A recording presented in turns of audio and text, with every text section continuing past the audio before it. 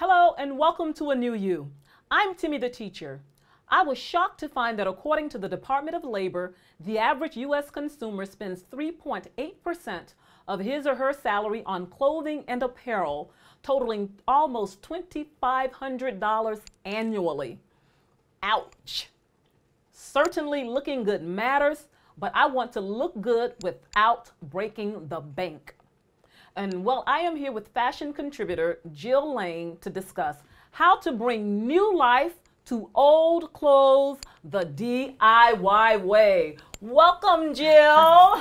Thank you, Timmy. Thanks for having me. Thank you so much for being here. So, Jill, why don't we tell people what DIY means and what we can do to make our clothes last longer and to get more bang for our buck? All of it. We want to know all of it. All of it. So DIY is do it yourself. And the reason I really believe in do it yourself fashion is because you can really look great on a dime, and this allows you to do that, to take old clothes from your wardrobe, or maybe you find things from thrift stores and be able to rework them and make them your own. Oh, wonderful. Yeah, for just a few dollars. For just a few dollars. Yeah, that exactly. is right up our alley. So I see you brought some items here, and you're going to show us this. I like this is show and tell, you guys. That's right. We have lots of goodies to show today. Show. So the first thing I really want to talk about that's so important is how you can dye your clothes. So you know how you buy, have you ever bought like a white shirt and it starts getting yellow and it gets that yellowy stain and all that stuff, and you're like, okay, it's got to hit the road, and it does. It can't stay in your closet like that any longer, but what you can do for just a few dollars is buy a packet of dye, and these come in just a huge variety of colors, like 30. And all you do is like cook it on the stove, and it's so cool, Timmy. I wish I had one to show you here today, but when you pull that thing out, it's like a brand new piece of clothing. Oh, wonderful. And a new color and a new piece of clothing. Yes. Awesome. Like this top here, I mean, I unfortunately messed it up somehow, and there's a big yellow stain. So what I'm gonna do, I brought this today just to show, you know, you just dye it. That's all you have to do. That's all you have to do. Perfect, perfect. Simple, easy. And simple. And see, what else do we have here, Jill? My next favorite DIY trick is so easy. Like, none of these are really hard for anyone to do. I mean, they're simple. It's not like you have to know how to sew and do all this other stuff. Yes. It's just go like buy me, some. because I cannot sew. Yeah. Okay. Can't sew, can't stitch or anything, so it has to be simple. So this is perfect. Exactly. You can dye. I assure you, you can dye if you just can follow directions, and you can do ribbon. Yes. Which ribbon is just a few dollars. You can find it anywhere. In fact, you can probably get a lot for free because a lot of stores, you know, just give it to you, right? If you get something there. Absolutely. And, or, you know, get some from your friends, whatever. So what I love about ribbon is it can be a belt, it can go on a necklace like what we did here for you. Yes, with these beautiful pearls. I love this because pearls are so inexpensive. They're so ladylike, and they're fresh for fall. They're back this fall in fashion in a big way. And all I did is weave some ribbon in there and then just tied it in a pretty bow, and look how it ties it all together with your dress. Oh, it's beautiful. Absolutely it's so beautiful. Pretty. Yes, yes. But some of the other cool tricks that you can do with ribbon that I love is you can just take a pin and just put this on a piece of ribbon. I'll just give you a little demonstration. Oh, a little bracelet. Et voila. You have like a fabulous bracelet. Isn't that pretty? Oh, that is beautiful. Like that. So, and that was just basically attaching a pin to a ribbon. A piece of ribbon. Oh my goodness. Nice, nice. Super easy. And again, ribbon makes a great belt. If you just need a little something for around your waist, you know, for dress, you just, again, it's a few cents. Fantastic. Is all you're spending on it. So those are two of my favorite DIY tricks. But another great thing is to know how to take care of your clothes. Yes. Right? Yes. So they never get to that place. Absolutely. Right. So what are some of the things we can do to take better care of our clothes? Well, a really important thing is to really pay attention to the care labels. So you want to make sure, you know, you're hand washing the things that need to be hand washed. And another one of my favorite tips has to do with hangers.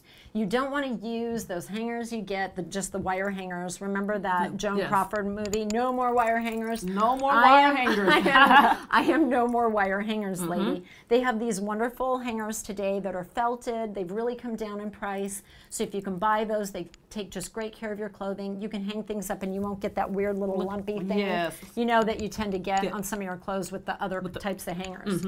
So that's important. And then another great thing is just to know how to do, I know you said you don't know how to sew, so I'm going to teach you. I certainly don't, no. And I'm not, you know, a designer or major seamstress by any means, but it is really great if you know how to just do little things. So, like sew on a button. This last week when I did laundry, I had all these buttons fall off my top. And, you know, a tailor, I don't know what they would have charged me. You know what, honestly, Jill, I have actually taken my things to a tailor because a button fell off and had them sew it. And you know what, that is extremely expensive. So you're absolutely right. By learning how to do small little things like this ourselves, it's easy. And we save a lot of money. We learn a new habit. Right. Yeah. Exactly. And you know what? It takes a few seconds, seriously. When you're sitting, you know, watching whatever Sunday night in front of the TV, you just get out your little sewing kit like this. You just need to get a little tiny kit and, you know, sit there with the mending you have to do and finish it for the week. Oh, that's fantastic. Isn't that good? That is real good, Jill. Now, there comes to a point in life where you just have to let things go, right? It's true. We can't just hold on to it. We can't put any dye on it. We just can't fix it. It's time to say goodbye. It's time to say goodbye. Right. And so how do we know then? Because wait a minute, Jill, maybe I look at this and I'm like, oh, even though it has this yellow stain on it, I still like it. I want to wear it. So how do I know it's time to let it go? Well, I mean, if it is stained, if it does have a hole, if there is some kind of condition issue like that, you either have to get it fixed, either by a proper tailor, you have to fix it yourself, you have to change it in some way, you have to alter it, or don't let it sit in your closet. Because so many of my clients come to me and say, I have nothing to wear, and it's because they have a closet full of things that truly they can't wear because they do have either stains or holes or something. So even if you're sentimentally attached, it really is time to let go. Like you were, I know in some of your other videos you've talked about, you know, you give so you can receive. So you let go of that dead weight in your closet so you can receive new beautiful items. Believe it or not, Jill, I've got clothes in my closet from high school. Okay. And in my mind, I am still going to wear that item one day. So it's not always easy to let go. So what would you recommend in terms of that? Just, you know, maybe a psychological tip that you can give us that, hey, just do it maybe? I don't know. Well, I always tell people they can keep 1 or 2 really sentimental pieces, but you can't keep it in your closet. So you need to put that as a stowaway somewhere else. If it's really sentimental, you're like, I just cannot let this piece go. Stow it away, but it's truly not something you can wear. So having it take up space in your closet isn't where it needs to be. And then the other tip is just what I said before, which is you have to realize the psychological trick, if you will, is you are giving so you can receive. You're letting go of something old that no longer suits you. It no longer suits you physically, emotionally, so that you can receive. Making room for something new, to bring something new into your life. Yes.